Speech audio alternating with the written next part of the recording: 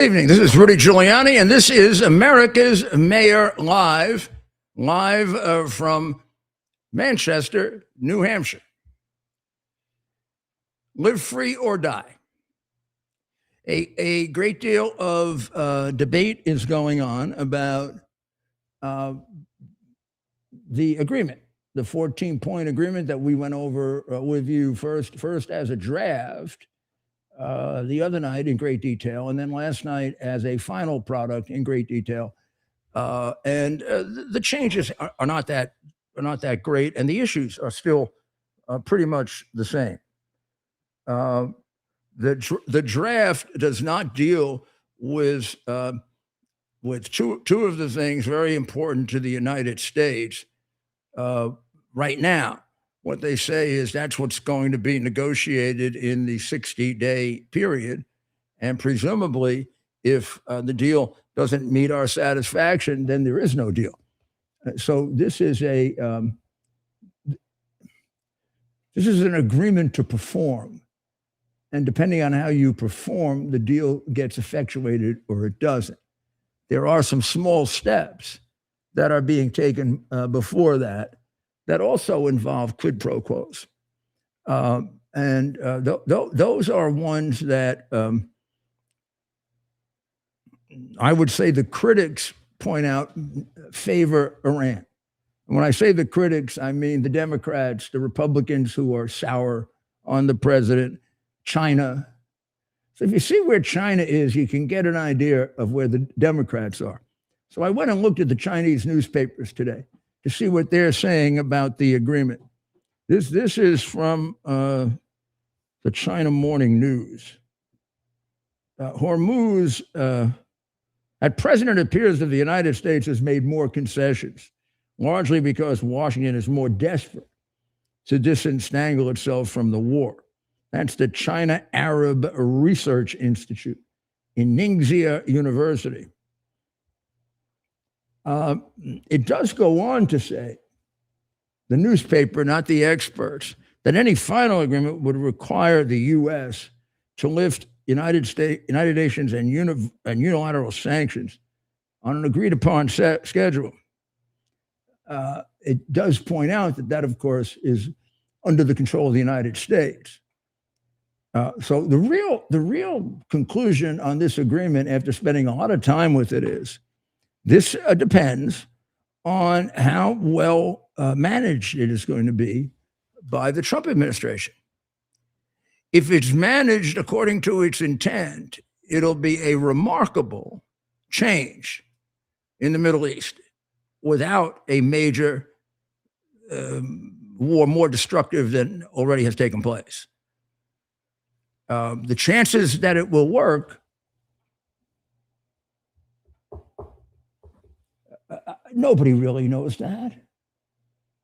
And I hate to use a cliche, but if there is a chance of doing this peacefully, isn't that what you want to do? The people that I trust the most on their view of this are the people who have actually been involved, who have had their children killed and their brothers killed and their husbands killed and have been subject to being killed themselves. And that would be not just the MEK, but the NCRI, which is really another version of the MEK, but also the National Council. That would be the NCRI. I'm thinking of PMOI. Now, the reality is that they don't. These are people that have fought the regime for 47 years. In one particular year, in the late 80s, they lost 40,000 people in 1 year. Most of those people that you saw hung, that we were aware of, were members of MEK. It's run by Madam Rajavi, and we often have their American leader or spokesman on, Alireza Jafsardardi, who is one of the people that originally discovered the enrichment of uranium in Iran. So their view on this is a lot more important. I mean, the last time I was with them in France, I met with a woman who has lost 8 children. 8 children to the dictatorships in Iran. 4 to the Shah and 4 to the Ayatollahs. Wow. So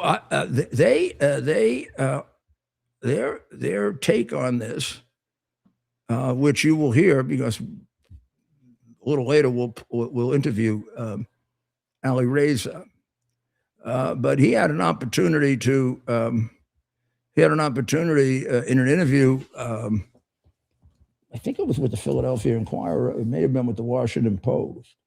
But he had an opportunity there to express his support for the president's agreement and Madame Rajavi's support for the president's agreement. Because although they are the single largest dissident group by a factor of 1,000 to 1, you cannot name another organization that has been involved in organizing these protests.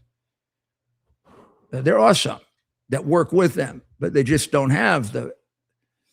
Tomorrow, they're going to have a rally, if it's allowed, in Paris with 100,000 people. These are the kinds of numbers they can produce. They trust the president. They take the same view that I expressed to you last night and that Miranda Devine expressed to you in her article yesterday, which I still say go back and read it if you haven't. It's brilliant. She basically says, hasn't he earned the benefit of the doubt? And okay, we may lose something here, we may lose something there. But if we go right back to war, we're going to lose a lot right away, even if we win. So why not see if this can work? And if he thinks it can, it's got a chance, even against the odds, because it's been uncanny how he has been successful against the odds.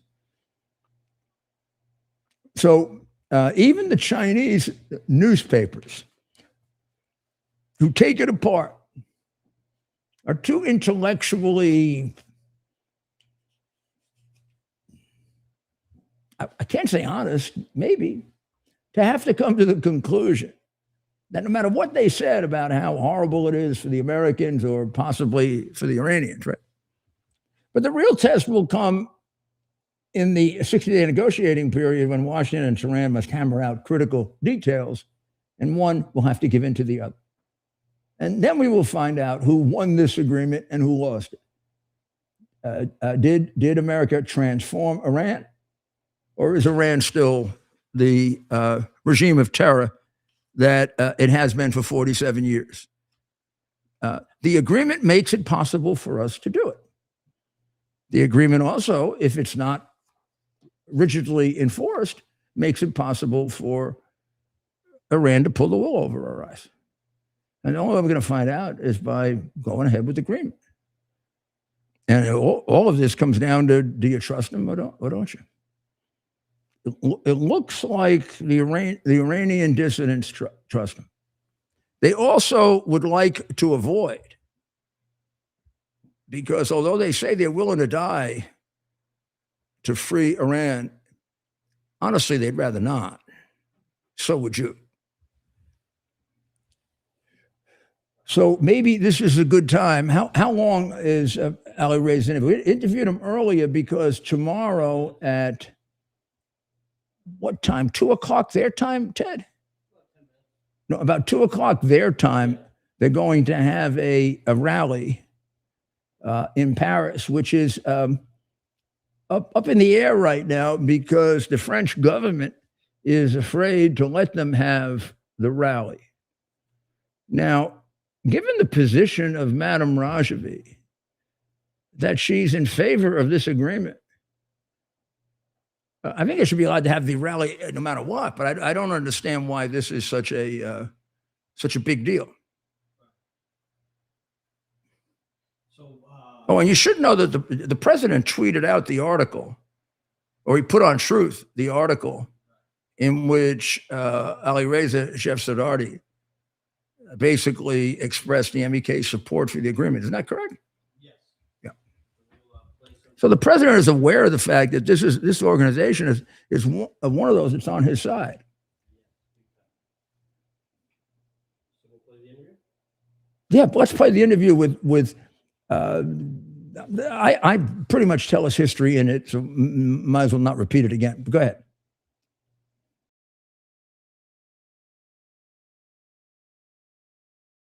His experience is unequaled, and he's been put in a threat to his life. He was involved in the discovery of the original, back in 02, 03, the original nuclear proliferation and the nuclear enrichment that they were doing. And then again, a year later, found some more, and 3 years later, and go on and on and on. You remember he appeared on our show even recently, right before the war started, the first one, and they revealed all of the places where they were extending the range of the ballistic missiles delivery systems, so that this whole idea that they wanted peaceful use of nuclear power, well, you don't need missiles for the peaceful use of nuclear power. So that just gets you up to date. Everybody has an opinion about the agreement. It would seem to me that one of the most important ones would be yours. And if you can speak for her, Madam Rajavi, who runs the largest by far Iranian resistance group in the world. I mean, there's not even a competitor, and is the most feared organization by both now all three Ayatollahs. Well, first of all, Mayor, great to see you. Great to be with you. Thank you for being with us. I know you're in Paris, actually. Yes, I'm in Paris, and we came here for a huge rally that we're going to have tomorrow, and I'll talk about it later. But in terms of the agreement, right after it was announced by President Trump earlier, a few days ago on the 14th of June, Mrs. Rajavi, the president-elect of the National Council of Resistance of Iran, immediately put out a statement welcoming the possibility for reaching an agreement, saying that she welcomes the end of the war, the end of the suffering of the people of Iran, and also because she said that the war was being used by the Iran regime as a shield to protect the regime against the population, against the uprising. And she said the only parties that would not favor ending the hostility and would favor only war would be the Iranian regime and the remnants of the Shah's dictatorship, who care nothing about the people of Iran. So that's been our position even before the 14-point details came out, making it very clear that once the hostilities end, there's going to be space created. And remember, this is a very explosive society in Iran, that right before the war, we had a major uprising in January in all 31 provinces that the regime had to kill thousands upon thousands to just stay in power temporarily.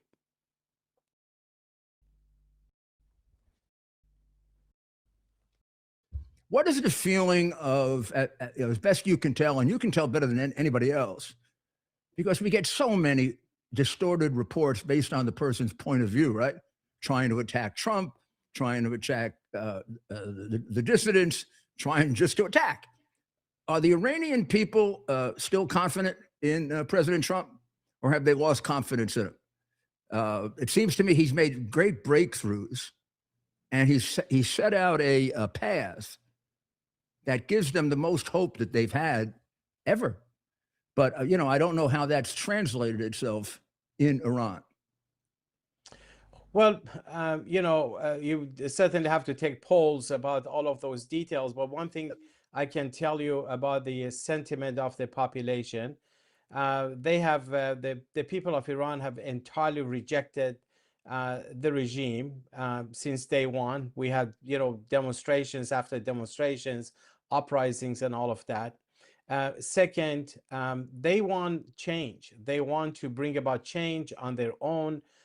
They have understood that the only way you can bring about change in the country is by the people of Iran. That's why they have been organizing. That's why the strategy of the MEK, which has been, combination of confronting the Revolutionary Guards combined with the uprisings in the country, because each of them independently would not suffice.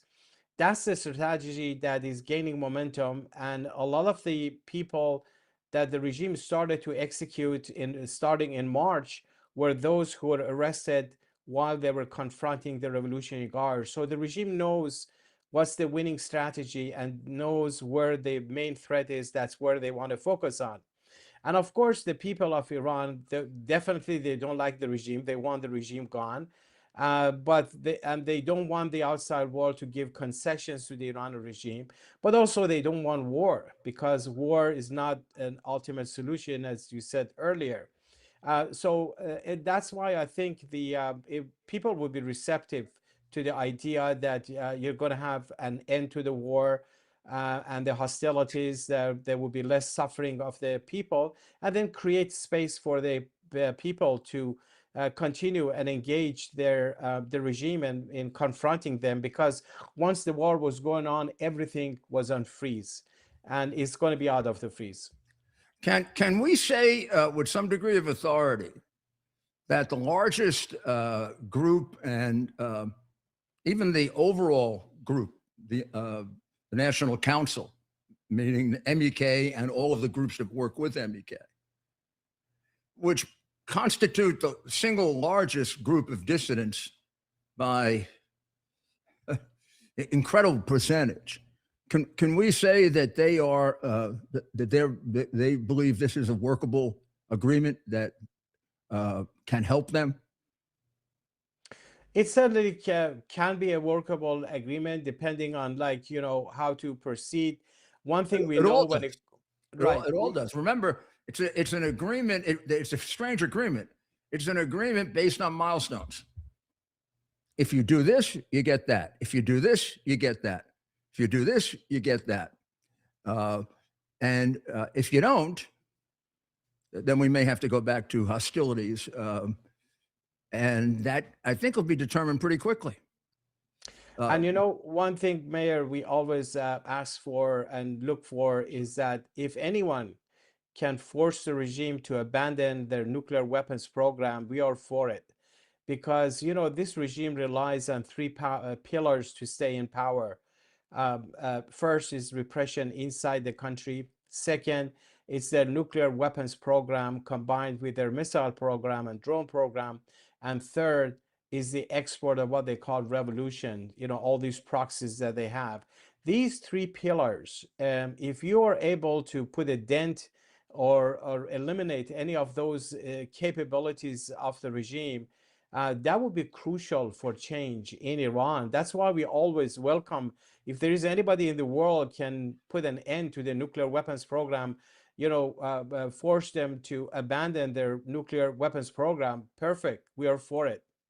Well, that's why we expose all those nuclear sites, giving the opportunity for the world to hold the regime accountable. Now, tomorrow you're having a rally in Paris, correct? Absolutely. There's going to be a huge rally organized from, weeks ago in the heart of Paris, outside in the middle of Paris. As many as 100,000 are expected to come, maybe even more, from all over Europe. Buses have already started coming, people flying in, trains coming. And there's a big momentum. And the whole purpose of this rally is to tell the world that, you can have any negotiations. It could be war or peace. But one thing doesn't change, and that's the desire of people for change. As first of all, second, the force for change has a clear structure, and there is an alternative, the NCRI. And there is a leadership, Mrs. Mariam Rajavi, her platform, 10-point platform for the future of Iran.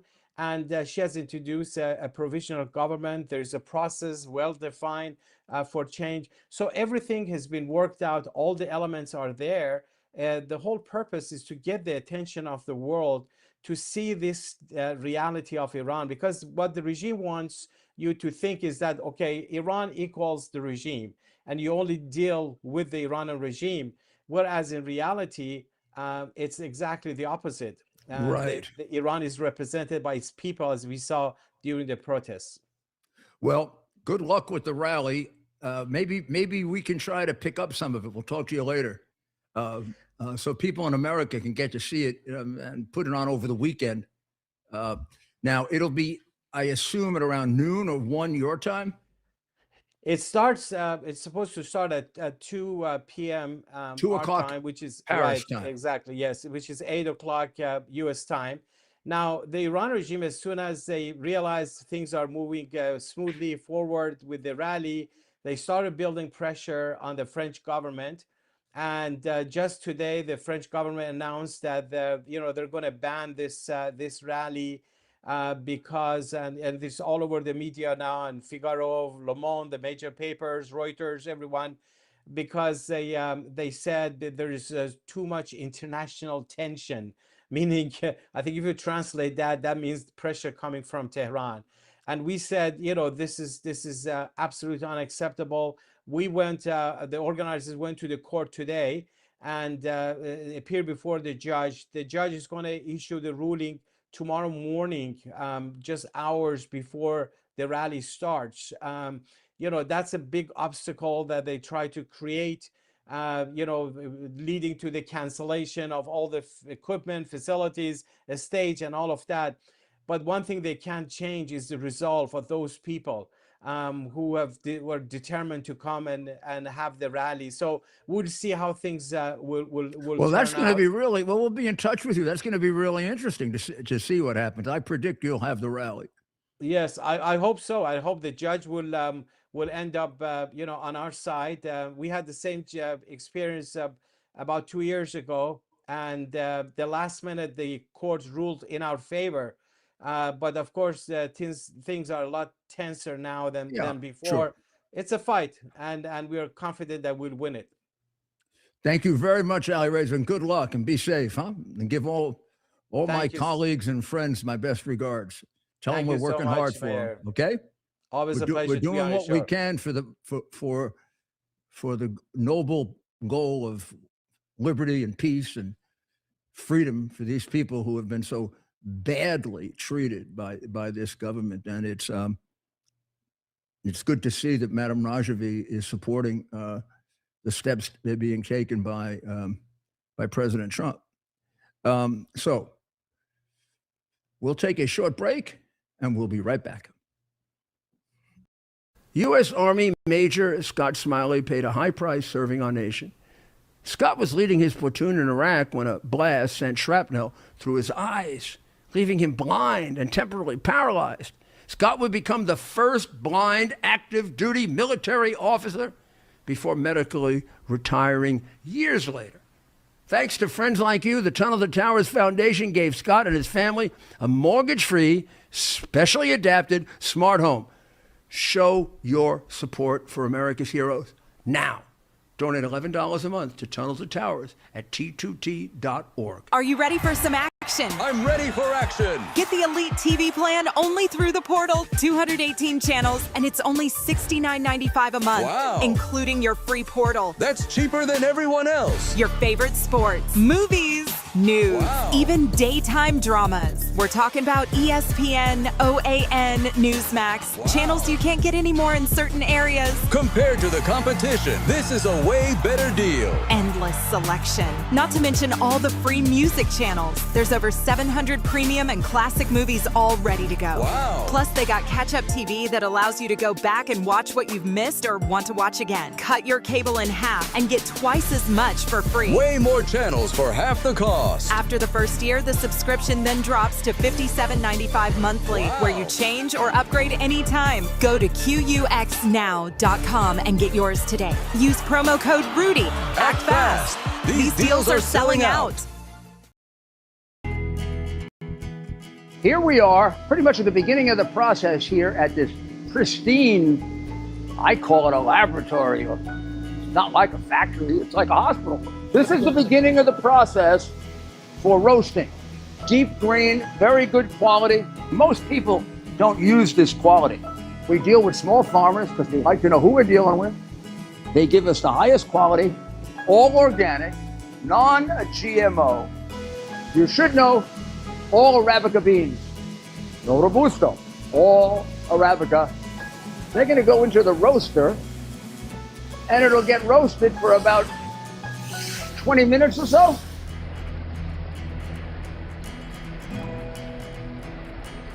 Oh my goodness, look at these. My goodness.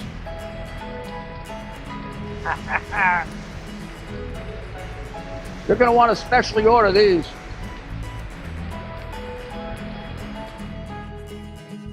This is what goes into Rudy's coffee.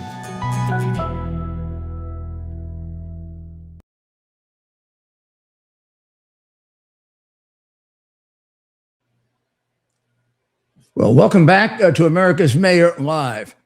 Before we go back to Iran and also to Ukraine, which we're going to do, there was breaking news today that is of great interest, I think, to all of us, because one of the monsters of the COVID pandemic era is finally being exposed for the rat that he was and is, and that's Dr. Fauci. I know this has been a particular focus of Senator Rand Paul, and I give him great credit for remaining on that focus.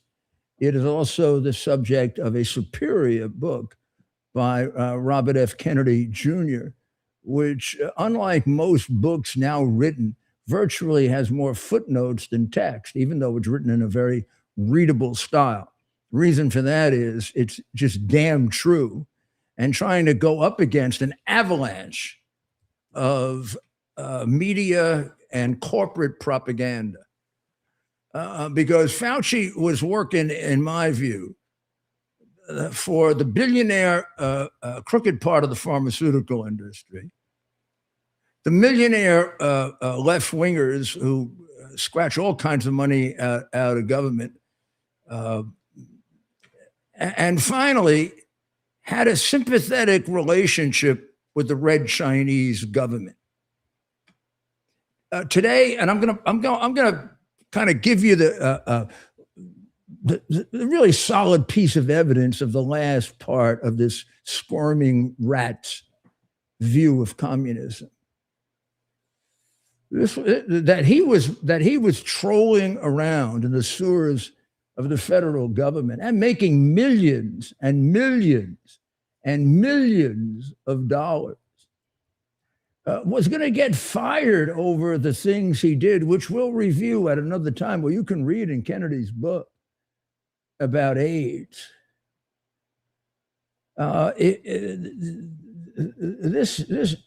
This guy, there's no one person that made a COVID and then the subsequent years after that under Biden the most oppressive period in American history.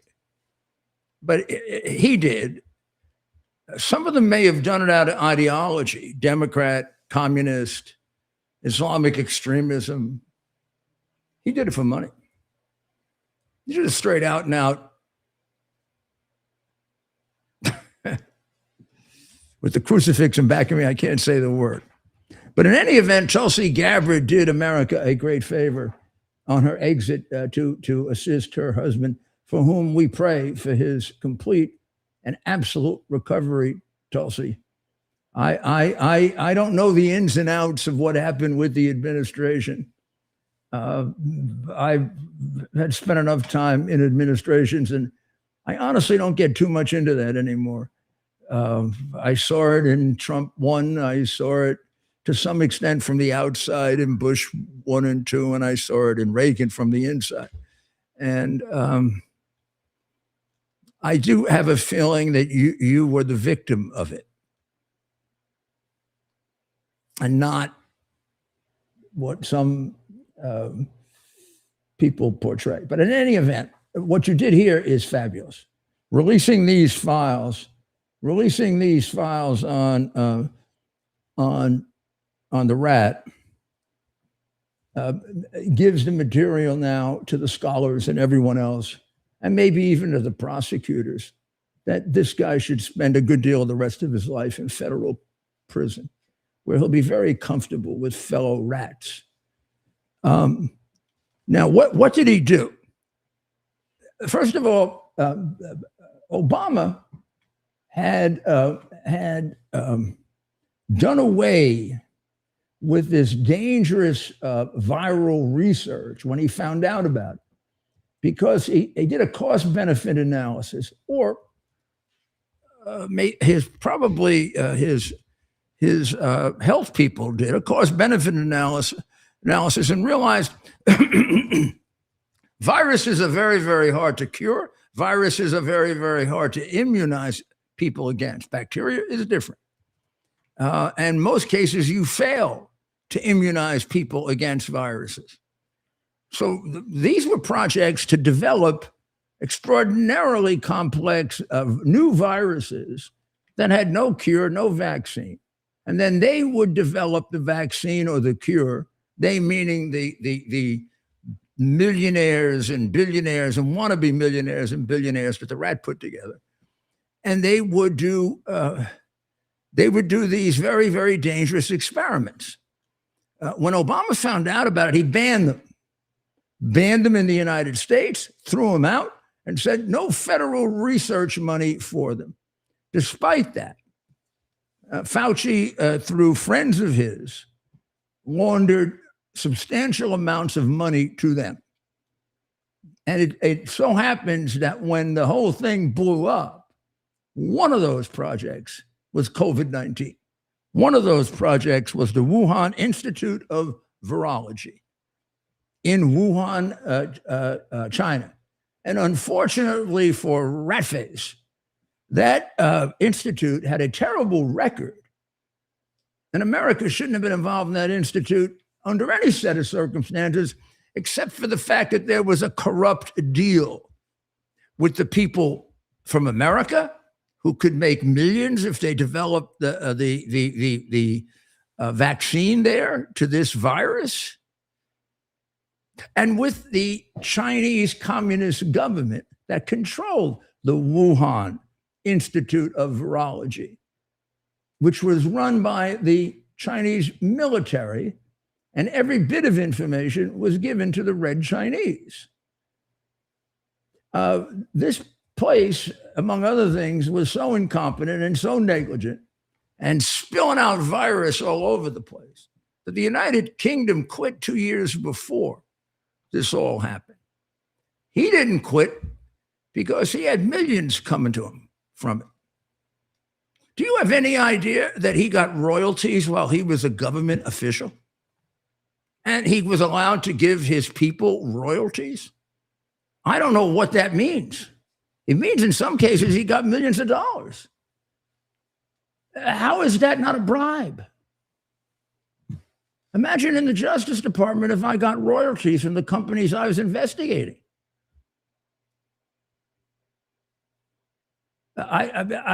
It boggles my mind when the facts that I know about him, proven 5 different ways that this little rat is out of prison.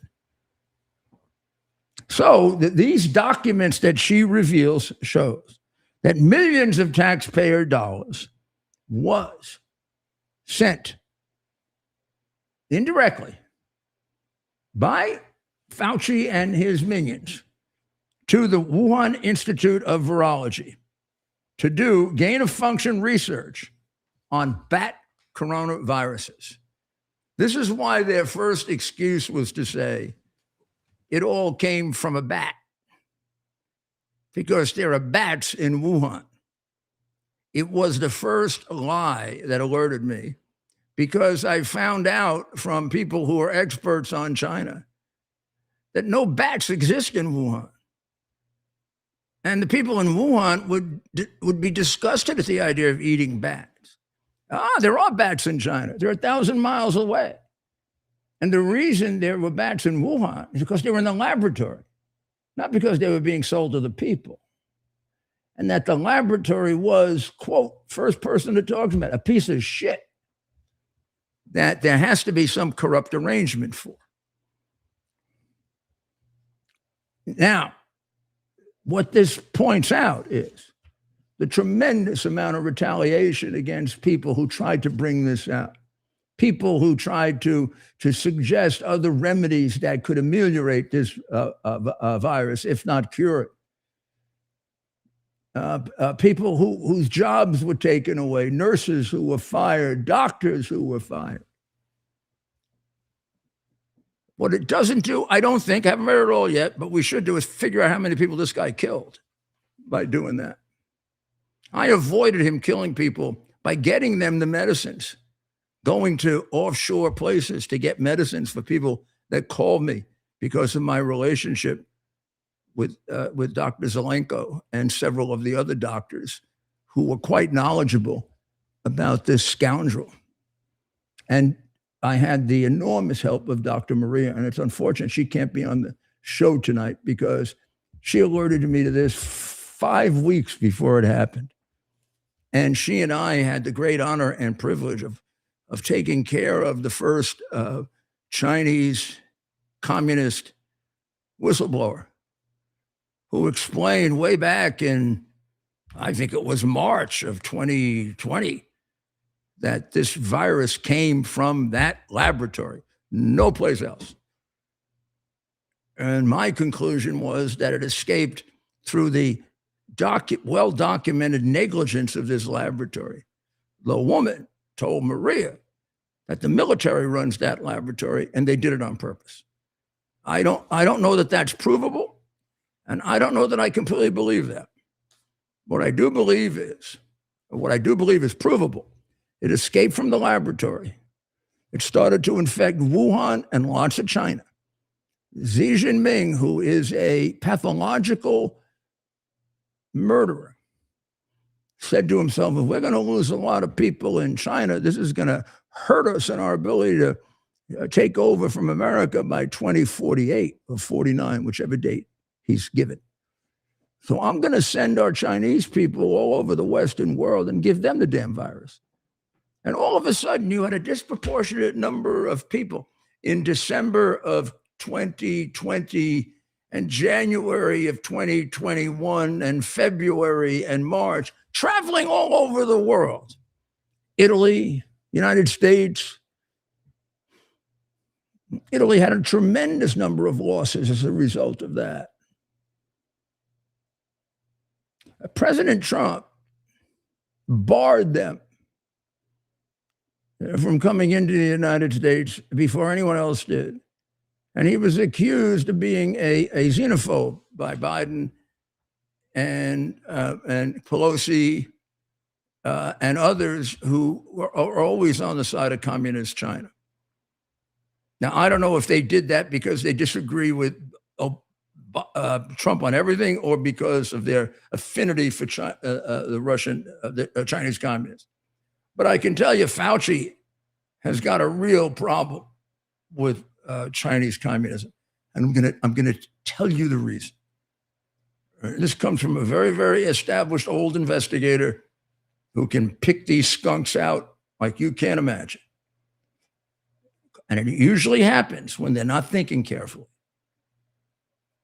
He was asked about the theory. One of the two alternative theories. Number one, that it escaped from the laboratory, accidentally, negligently, and then China was irresponsible in spreading it around the rest of the world and not stopping their people from traveling, but encouraging them to do so. And American politicians were attacking Trump for cutting them out from coming to the United States, when if he did, we could have lost 1 million more people.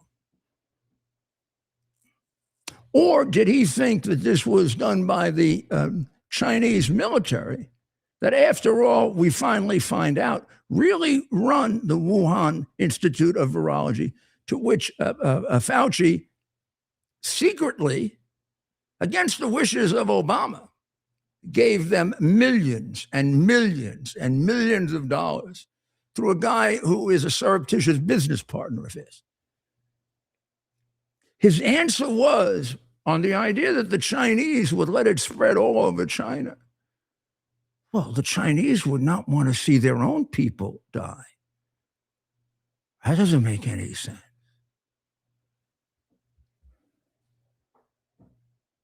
I want you to think about that. I want you to call on your intelligence to figure out why that is a massive lie and exposes a liar and a person that is extraordinarily sympathetic to red Chinese communists the way Governor Walz, Tampon Tim is. Because there is no country on earth, presently, possibly not historically, that has killed more of its own people than Red China. Could be 100 million. A lot of them by the present Xi Jinping, who is a pathological murderer, and he specializes in murdering his own people. If you walk into Xi Jinping and you say 5,000 Chinese are gone, he says, great, hope it's the right ones. They have no concern for human life. They have no concern for decency or morality. They are creatures of Karl Marx. And this guy knows that. He knows that. Because he's either one of them or he is a collaborator because he makes millions. He hasn't still revealed how much money he made during that period of time. He was getting royalties. Ted, you wanted to say something? No, that's well said. I don't know if there's anything to add on that. Did you have a little clip there from? Yeah, let's play a little bit of from Tulsi. Tulsi Gabbard. This is earlier today. We'll get some sound on that. COVID pandemic. Dr. Fauci, as head of the National Institute of Allergy and Infectious Diseases, provided millions in U.S. taxpayer dollars to fund dangerous gain-of-function research on bat coronaviruses at the Wuhan Institute of Virology, work which is now widely viewed as the source of the unintentional lab leak that sparked the pandemic. Now, in support of President Trump's maximum transparency mandate, today, on my final day as Director of National Intelligence, I'm releasing never-before-seen communications and documents that expose exactly how Fauci worked with politicized career leadership in the intelligence community to suppress the truth about his actions, the virus's lab leak origins, and his role in directing U.S. funding for this dangerous research that caused immeasurable harm and countless lost lives. Now, these documents expose Fauci's direct role in influencing and manipulating IC assessments on COVID-19 and how Fauci lied to Congress in 2024 when under oath he denied knowledge of or participation in discussions with intelligence officials about viral research. We also received testimony from multiple intelligence. And we're back. Well, it's going to take time to go through all those documents. There is enough impetus in Congress, and not just with Rand Paul, to whom I believe a great debt of gratitude is, and a apology for anyone who attacked him is owed. But there are many in Congress who have the view of Fauci that I have and that Robert Kennedy has, and it isn't. It's based on fact, and it's hard for many of you to accept because he was made into such a hero for a period of time that it's very difficult for people to accept, even for the media, and that part of the media that has some degree of integrity to accept. The part of the media that doesn't is really just like him, so it doesn't really matter. Right. So, as you know, last night and the night before, We had there's Ted. Last night and the night before, we had Mayor Klitschko on of Kyiv to talk about the war that's been going on for 4.5 years, and his city's been bombarded for 4.5 years. Well, Ukraine keeps hitting Moscow. Moscow hasn't struck back yet. They are, of course, threatening massive strikes on Ukraine, and we'll have to see what this does. But let me review this for you. There are the attacks outside of Moscow. There's been time now to interview eyewitnesses who say it was horrendous. People in it was 10 miles away from Moscow. People in Moscow could feel it. They could feel the earth moving. They had to cancel flights at all 4 airports. The smoke filled all the way into Moscow. And they could obviously see the great destruction that was going on by the nation they had been told they had defeated, by their lying, crooked, pathological, murderous dictator, Putin. Ukrainian drones made up most of it. I don't see any in the reports that I've seen. I don't see indications of rockets, but I'm sure there were some. They hit Moscow twice this week. This was the second time. And they took out the Moscow oil refinery completely. They also hit the Rostov region and took out the oil refineries. They also did damage in or around the 4 airports, so they couldn't be used. And it was done while Putin was hosting the Southeast Asian nations in Kazan, 430 miles east of Moscow. And the explosions were exceedingly loud and enormously frightening to the people of Moscow. Russia has, of course, promised devastating retaliation.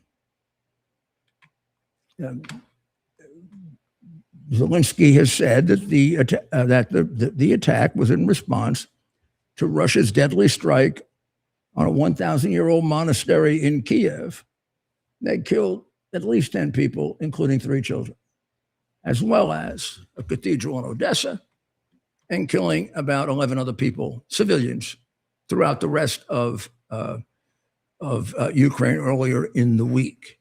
He has, of course, routinely been hitting civilian targets, while Ukraine has basically confined itself to what you see there, which are largely military targets. Although they have killed some civilians, it's considerably less than what the Russians have done. And Zelensky sent out 2 messages. One is he has called on Putin to meet. Putin's refused, and he's willing to meet with Putin. He's willing to meet with Putin and Trump, and he's willing to discuss peace. The monster has basically said to go F himself. The president so far, relationship with Putin is not strong enough to get him to come. But now that his people are seeing that maybe he's not winning this war the way he's telling them, and he's cost them an awful lot of lives, a lot more than the Ukrainians, maybe, just maybe, and he's got so many of his oligarchs and rich scoundrel friends opposing him, and he's taking all their property. I don't know.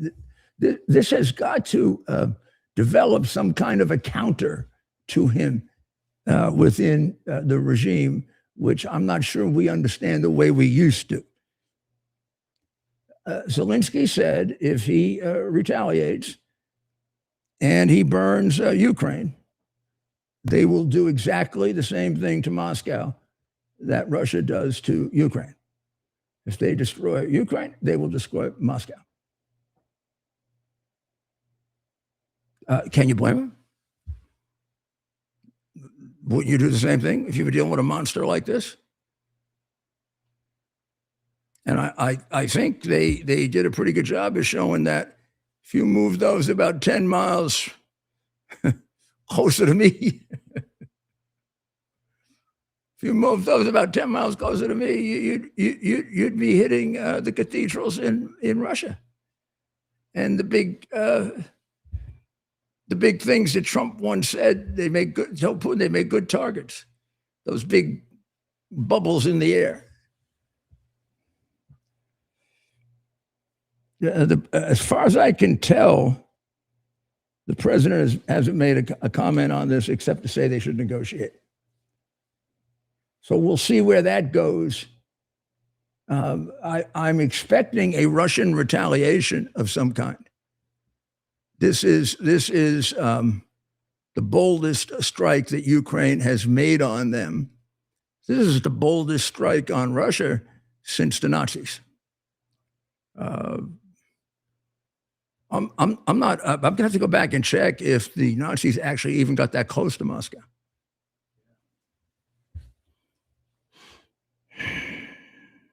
There's an organization known as GSA. It's the Democrat Socialists of America. They are running candidates all over America. Their candidates are, let me just sum it up because next week we're going to do something of a special on them because you have to know who they are.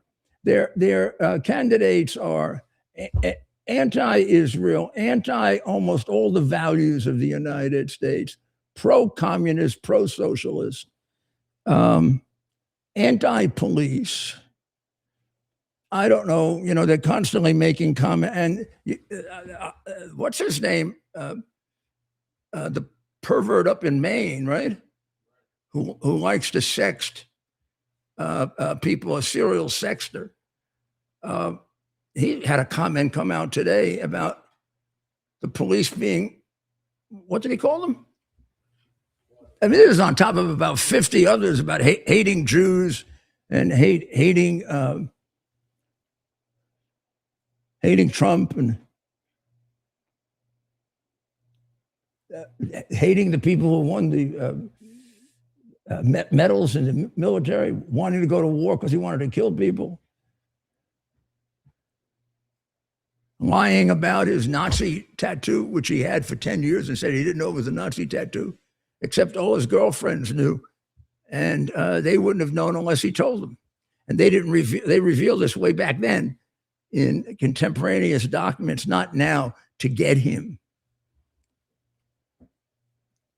So as you're trying to find that, there is also a candidate in New York known as Darialaza Avila Chevalier, who is supported by Mondami. And Mondami had the clown Bernie Kerik. Oh my God, I'm sorry, Bernie Sanders come in, and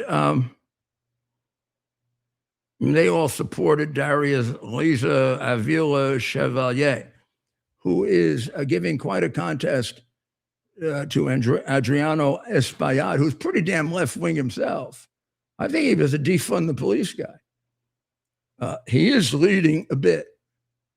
He'll have the Democratic Party dirty money on his side, for sure. So this will be the Democrat dirty money against the Democrat communist, Muslim, extremist supporting money on the other side. Now, here's the interesting thing.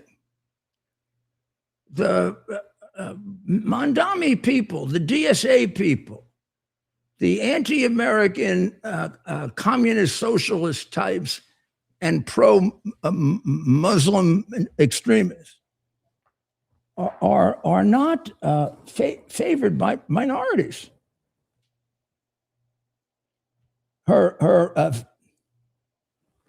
This woman, Chevalier, in that district, her favorability among whites is 50%. Her favorability among Hispanics is only 33%. And her favorability among blacks is only 25%.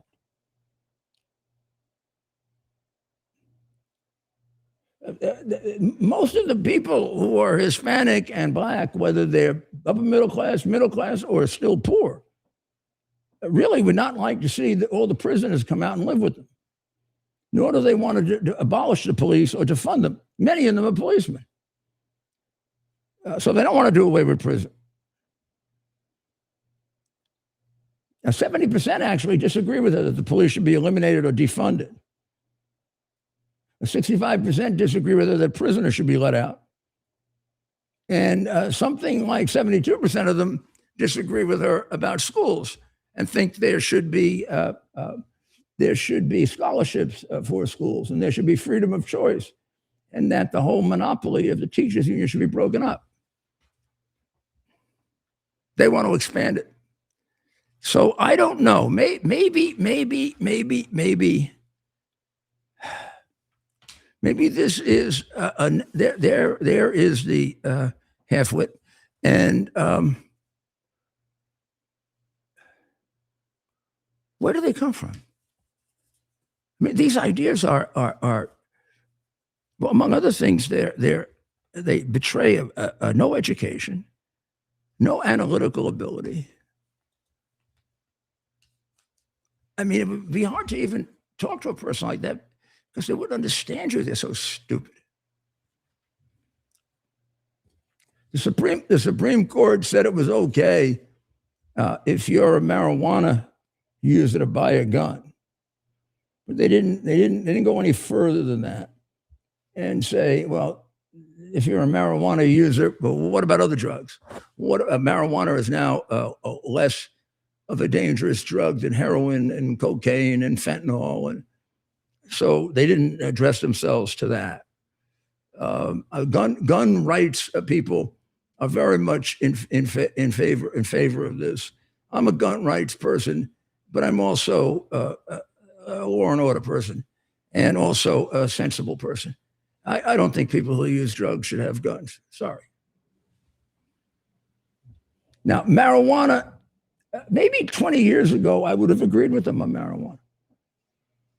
But the marijuana we see today is much more powerful by 10 times, much more dangerous. I will say there is a thing to be examined here, and that is we don't know the addictive quality of marijuana. It is addictive. But we don't know how addictive, nor do we know its immediate effect on the senses. But what we do know, it is very much connected to violence. And you want to let them have guns? This may be where reason ends and ideology takes over. And on the left, the ideology is give the criminals everything they want. And on the right, the ideology is give the gun owners everything they want. So now people walking around in a stupor from marijuana are going to have a gun. There's so many polls come out. You just because it's the 250th anniversary, Democrats just don't like America.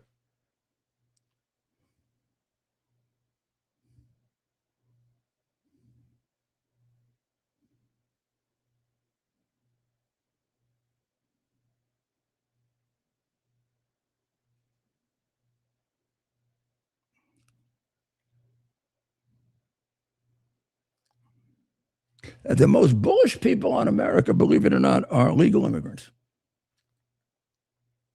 The foreign-born people are much more optimistic about America. Republicans are much more optimistic than Democrats, and Democrats just plain don't like us, which is why they're voting for these. Why they're voting for these weirdos. So we did determine that day one the deal is working. We do want to remind you, because we did it on the other show, that there are flashpoints to consider here, and to consider, because as Miranda Devine made clear, and as our guest and his leader Madam Rajavi, there's no question that this is a performance-based agreement, meaning that none of the things that people are worried about that Iran can get or do happen unless they do what we require them to do. So this becomes a question of whether we interpret this agreement strictly.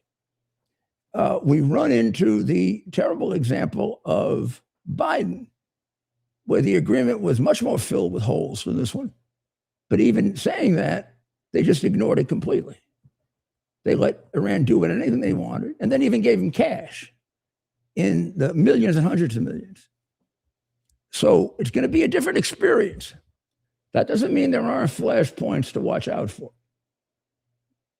and ones to focus on that are very, very important. And that we have to be alert to, because the regime is still the regime of terror.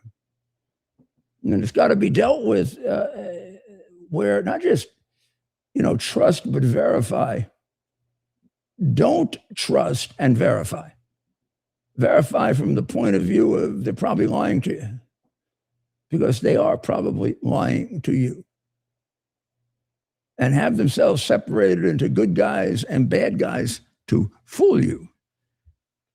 And we want to make peace so bad, sometimes we can miss that. So what are the issues to watch out for?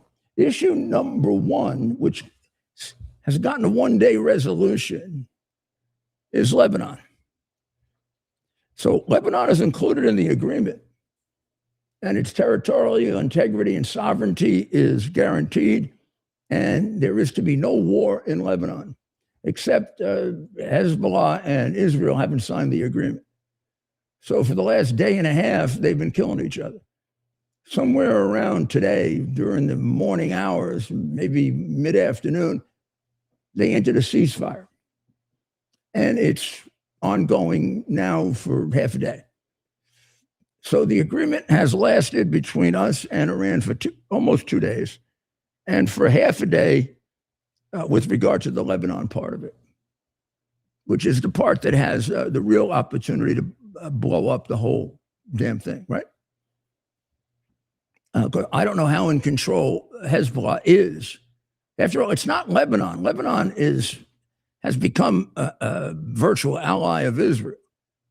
They want Hezbollah out, and they recognize that Hezbollah is just an arm of Iran. So that's the number one thing to watch out for. Number two, all of the money is locked up with a key. And the only way you get access to that key is, one, you get rid of your plutonium, all of it. And we come up with a method, we, America, come up with a method that assures us that you've done so. The IAEA is going to oversee it. Makes me a little nervous because they were fooled before. But we can put any provisions we want in this, and they shouldn't be allowed to make a move without Americans on top of them. We've got to see it come out, and we've got to see where it went, and then we've got to inspect and make sure it isn't there anymore. And that every device capable of developing a nuclear weapon is gone and destroyed before we give them another penny. We can do that under the agreement. That makes it a good agreement if we can do that. Number two, Hormuz. 60 days, they're not going to charge. The agreement says they in Oman can work out an arrangement for Hormuz. The agreement that has a magic language in it that says it must be in accordance with international law. In accordance with international law. For all the years leading up to now and now, neither one of them has any right to charge anything for going through the Strait of Hormuz. And any attempt to do it would be piracy on the high seas. We've taken that position very strictly. We've got to take that position very strictly in the agreement if we want them to be an actor that isn't a danger to us. So we've got to make sure that they keep Hormuz open and they charge nothing for it. 3, they say they are going to work out an agreement with us so that they're never nuclear. But there's a caveat, except they want to be able to discuss with us the peaceful use of nuclear power. This is where the Bidens and the Obamas screwed up. They don't need the peaceful use of nuclear power. They have never been interested in the peaceful use of nuclear power. The discovery of the missiles and the factories to extend the missiles proves that they were lying about this for 20 years, because you don't need missiles to deliver energy. You need missiles so you can hit England, so you can hit America. We have to, and it doesn't say that we have to agree to their peaceful use of nuclear power. It says we have to listen to them. But we have to say, "Nayet," as the Russians used to say, no, no, no, no, because you are too damn irresponsible. You're a bunch of suicidal maniacs that still, after we made peace with you, using the incendiary words of Muhammad in the Quran, refer to us as the enemy. We know what that means, the enemy, the people that you are religiously sworn to wipe out. You wouldn't have put the word enemy in there, Ayatollah, if it is you, or it's an auto pen, or it's you with half a face. So we can go through more of these, as they come up, because these things will be coming up. Then there is one thing missing here. It's got to just be put on top. There's nothing here saying that whatever money they get, big or small, they can't share it with the terrorist groups.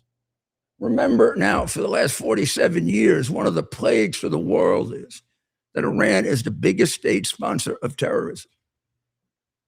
I don't think we went through this war, lost the American lives that we lost and the Israeli lives, and killed the innocent Iranian people and got them killed by Iran.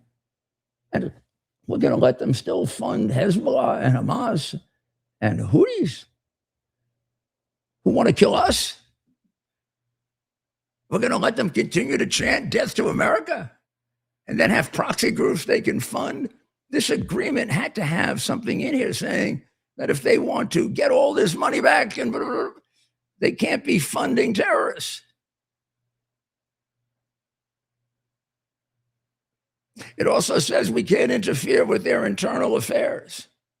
Does their internal affairs involve exterminating all of the rest of the protesters, in addition to the 40,000 they've already exterminated, and the 3 or 4 a day that they're executing?